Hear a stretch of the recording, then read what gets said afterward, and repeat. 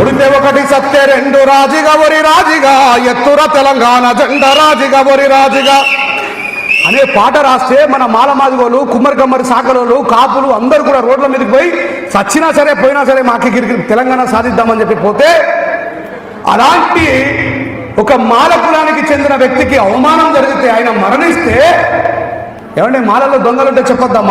మనోడు దొంగ అయితే దొంగనే చెప్పాలా? అదే అంబేద్కర్ గారు చెప్పారు, మరి కాదంటే చెప్పండి. వీళ్ళెవరు కూడా ఆ గూడంజన చచ్చిపోతే ఎవరు పోలే, ఆ తెలంగాణ రాష్ట్ర ప్రభుత్వాన్ని ప్రశ్నించలే.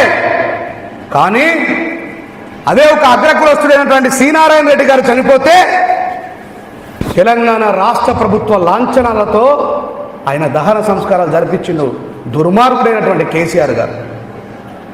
అప్పుడు మందకృష్ణ మాదిగ గారు ఆ గూడంజన గారి పాడె దగ్గరికి పోయి ఆ పాడె మోస్తూ, కేసీఆర్ నీకెంతటి అహంకారం కాకపోతే నా దళిత జాతిలో పుట్టినటువంటి నా అన్నదమ్ముడికి, నీ తెలంగాణ ఉద్యమానికి ఒక వెన్నుముక్కని దారపోసినటువంటి నా అన్నదమ్ముడికి కనీసం నువ్వు పరామర్శించడానికి కూడా రాలేవు కేసీఆర్, నేను గద్దె దించడమే మా మాలమాదిగల లక్ష్యం అన్నాడు.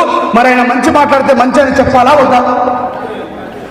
అవునయ్యా, ఆ రోజు ఏ మాలోడు కూడా పోలేడు, కానీ ఆ మాలోడు పాడెత్తడానికి ఈ మందకృష్ణ మాదిగ పోయిందని చెప్పి నేను మాట్లాడితే రెంజర్ల రాజేష్ మందకృష్ణ మాదిగ కమ్ముడు పోయింది అన్నారు.